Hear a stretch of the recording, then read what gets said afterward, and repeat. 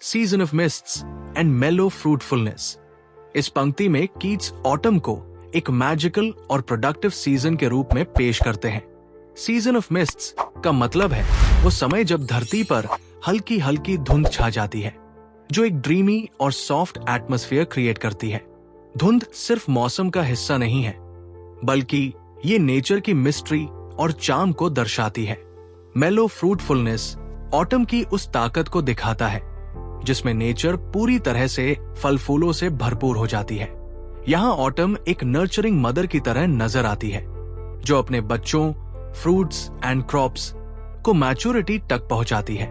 इस पंक्ति से पोइट एक पीसफुल और संतोषजनक सीन रचते हैं, जहां हर चीज पूरी तरह तैयार और परिपक्व है। Close bosom friend of the maturing sun. यहाँ पोइट ऑटम और सन के बीच की गहरी दोस्ती को पर्सोनिफाई करते हैं। ऑटम को सन का क्लोज बॉजम फ्रेंड यानी अंतरंग मित्र कहा गया है। दोनों मिलकर एक मिशन पर हैं, नेचर को नरिश करने का मिशन। जैसे सन की गर्मी फ्रूट्स को पकाती है, वैसे ही ऑटम उस परिपक्वता को पूरा करती है। इस पंक्ति में एक हार्मनी दिखाई देती है, जहां नेचर के दो शक्तिशाली तत्व मिलकर धरती को फलदायी और सुंदर बना रहे हैं। Conspiring with him how to load and bless. यहाँ ऑटम और सन एक जादुई कंस्पिरेटर की तरह दिखाए गए हैं, जैसे वो सीक्रेटली प्लान बना रहे हो कि कैसे धरती को फलों, क्रॉप्स और हर प्रकार की बाउंटी से भर देना है। पोइट ऑटम और सन को एक थॉटफुल और इंटेलिजेंट फोर्स की तरह प्रेजेंट करते हैं, जो हर चीज को सुंदरता और रिचनेस से भरने की कोशिश कर रही है। With fruit the vines that round the thatch eaves run। इस पंक्ति में पोइट एक रूरल कॉटेज का सीन खींचते हैं, जहां घर की thatch eaves यानी छप्पर के किनारों के चारों ओर बेलें लिपटी हुई है। ऑटम उन बेलों को भरपूर फलों से लाद रही है। यहाँ ऑटम की शक्ति और उसका जेनरोसिटी दिखाया गया है, जो विलेज लाइफ को सुंदर और समृद्ध बना रही है। ये इमेज एक क्वाइट, कंटेंट विलेज की तस्वीर पेश करती है, जहां नेचर और मैन शांति से साथ रहते हैं। To bend with apples the mossy cottage trees. इस लाइन में पोइट ऑटम की इतनी शक्ति दिखा रहे हैं कि कॉटेज के पेड़, जो मॉस, काई से ढके हुए हैं, वो सेबों के वेट से झुक गए हैं। ये इमेज ऑटम की अबंडेंस को दिखाता है। फ्रूट्स इतने हैं कि पेड़ तक उनके वेट को संभाल नहीं पा रहे। साथ ही ये एक पीसफुल कंट्रीसाइड लाइफ की झलक दिखाता है, जहां हर चीज प्रकृति से जुड़ी और सिंपल है। And fill all fruit with ripeness to the core. Poet यहाँ ऑटम की कंप्लीटनेस और परफेक्शन की तारीफ कर रहे हैं। ऑटम हर फ्रूट को सिर्फ बाहर से नहीं बल्कि अंदर तक राइपन करती है। ये दिखाता है कि ऑटम की शक्ति सुपरफिशियल नहीं है, वो हर चीज की डेप्थ तक जाती है।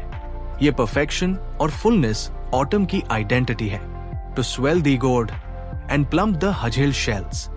ऑटम का काम यही नहीं रुकता, वो गुर्ड्स, लौकी जैसी फल को इतना भर देती है कि वो फूल कर मोटे हो जाते हैं। हजेल के शेल्स को भी वो पूर और मजबूत बना देती है।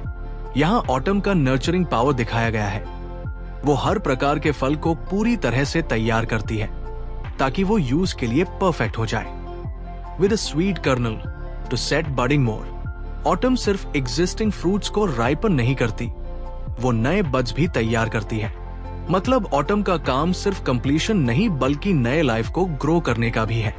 ये लाइन ऑटम की प्रोडक्टिव फोर्स को आगे बढ़ाती है। उसका रोल केवल हार्वेस्ट का नहीं, बल्कि फ्यूचर के लिए नए लाइफ फॉर्म्स को तैयार करना भी है।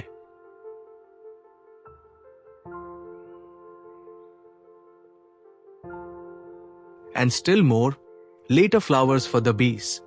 ऑटम बीज के लिए लेट ब्लूमिंग फ्लावर्स तैयार करती है, ताकि उनको नेक्टार की कमी महसूस ना हो। बीज को लगे कि वार्म डेज कभी खत्म नहीं होंगे। यहाँ पोइट ऑटम को एक थॉटफुल और कंसिडरेट पावर के रूप में दिखा रहे हैं, जो नेचर के छोटे जीवों का भी ध्यान रखती है। Until they think warm days will never cease। Poet बताते हैं कि ऑटम इतना कुछ देती है कि बीज को लगता है कि गर्मी और बाउंटी का सीजन कभी खत्म ही नहीं होगा। यहाँ पोइट ऑटम की जेनरोसिटी और रिचनेस का एक इल्यूजन क्रिएट करते हैं, कि जैसे नेचर की खुशी हमेशा चलती रहे। For summer has o'erbrimmed their clammy cells। ये लाइन दिखाती है कि बीज के हनी सेल्स समर में पहले ही भर चुके हैं और ऑटम अन सेल्स को और भी भर देती है। यानी नेचर की बाउंटी कभी रुकती नहीं, एक सीजन दूसरे को सप्लीमेंट करता है।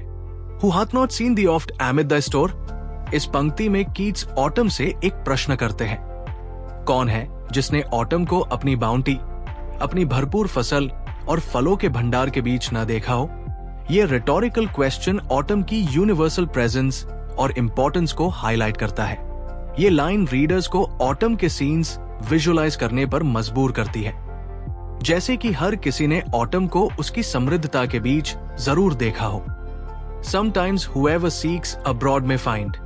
पोइट यहाँ ऑटम को पर्सोनिफाई करते हैं और बताते हैं कि जो कोई बाहर ऑटम को देखना चाहता है वो यूज नेचर के अलग अलग सीन्स में पा सकता है। पोइट ऑटम की प्रेजेंस को हर जगह महसूस करते हैं, फील्ड्स, ग्रैनरीज, ऑर्चर्ड्स में this sitting careless on a granary floor. Autumn को एक स्त्री के रूप में इमेजिन किया गया है। वो एक ग्रैनरी, अनाज भंडार के फ्लोर पर बेफिक्री से बैठी है। ये इमेज एक सैटिस्फाइड और पीसफुल मूड क्रिएट करता है, जैसे कि हार्वेस्ट हो चुका हो और अब ऑटम आराम कर रही हो अपने काम को पूरा करने के बाद। Thy hair soft lifted by the winnowing wind. Autumn के बालों को हल्की हवा, विंड नोइंग वाइंड, धीरे धीरे उठा रही है। ये सीन बहुत सॉफ्ट और लिरिकल है, जिसमें नेचर की ब्यूटी और कामनेस को दिखाया गया है। यहाँ पोइट ने एक ड्रीमी और नेचुरल चार्म को कैप्चर किया है। और on a half reaped furrow sound asleep, poet autumn को एक खेत में दिखाते हैं जहां आधा खेत कटा जा चुका है और वो वही सो गई है।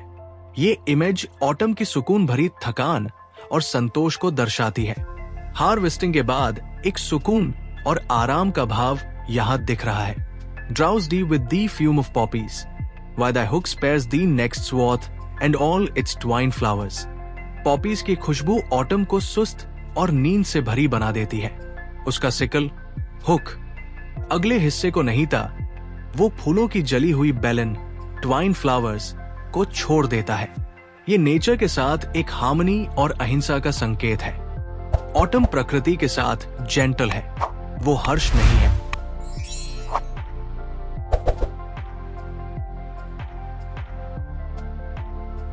And sometimes like a gleaner thou dost keep steady thy laden head across a brook। Autumn एक ग्लीनर, जो बचा हुआ अनाज बटोरता है, की तरह दिखाई गई है। वो ब्रूक, छोटी नदी के पार अपने सिर पर अनाज का भार संभलते हुए स्टेडी चल रही है। यहाँ ऑटम की मेहनत और परसिस्टेंस को पोइट ने हाईलाइट किया है।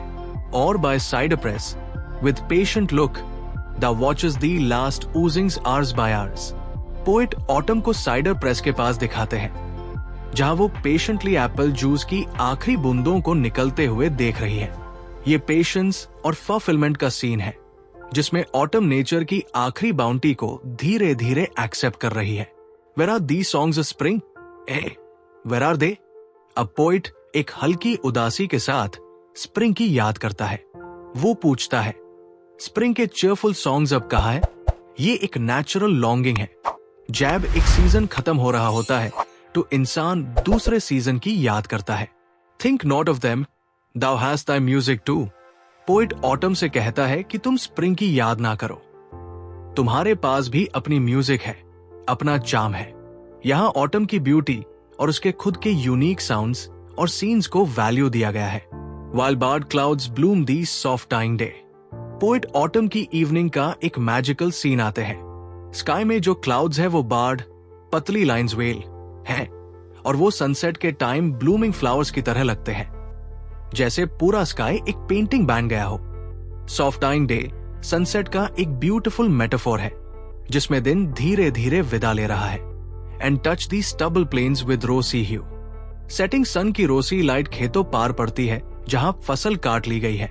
स्टबल प्लेन्स ये एक क्वाइट और वार्म सीन क्रिएट करता है, जिसमें ऑटम की शाम की सुकून और ब्यूटी दिखती है। Then in a wailful choir the small gnats moan among the river shallows, borne aloft। छोटे gnats, मच्छर जैसे कीड़े, रिवर के पास सैलोस, विलो टाइप पेड़ों में घूमते हैं और एक उदास क्वायर की तरह लगते हैं। जैसे वो दिन के खत्म होने पार मौन कर रहे हो। ये ऑटम की इवनिंग साउंड्स को हाईलाइट करता है और sinking as the light wind lives और डाइज। नैट्स की मूवमेंट हवा की स्ट्रेंथ पर डिपेंड करती है। जैब हल्का ब्रीज होता है तो वो उठते हैं, जैब ब्रीज मरती है तो वो नीचे गिरते हैं। ये ऑटम की सॉफ्ट और फ्लीटिंग ब्यूटी को दिखाता है। And full grown lambs loud bleat from hilly bourn. Poet autumn की इवनिंग की एक और साउंड बताता है। पहाड़ों से लैम्स की आवाजें ब्लीटिंग आ रही है। ये एक पास्टोरल और पीसफुल लाइफ का हिस्सा है।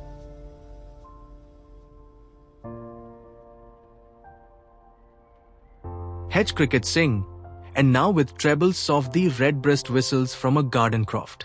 ऑटम की शाम में क्रिकेट्स अपनी धुन बजाते हैं और एक red breast bird robin garden से सॉफ्ट ट्रेबल में गुनगुनाता है। ये साउंड्स ऑटम की इवनिंग की सुकून और म्यूजिकलिटी को रिप्रेजेंट करते हैं। And gathering swallows twitter in the skies. Poet आखिर में स्वॉलोज को दिखाते हैं जो स्काई में उड़ते हुए ट्वीटर करते हैं। वो माइग्रेट करने के लिए जमा हो रहे हैं। ये ऑटम के एंड और विंटर के आने की तरफ संकेत करता है। ये पोएम ऑटम की बाउंटी, पीस और ब्यूटी को सेलिब्रेट करती है। पोएट हर एक सीन में नेचर के साथ एक हार्मोनियस रिलेशन दिखाते हैं और ऑटम की यूनिक आइडेंटिटी को सामने लाते हैं, जिसमें उसकी रिचनेस, कामनेस और क्वाइट म्यूजिक का चार्म है।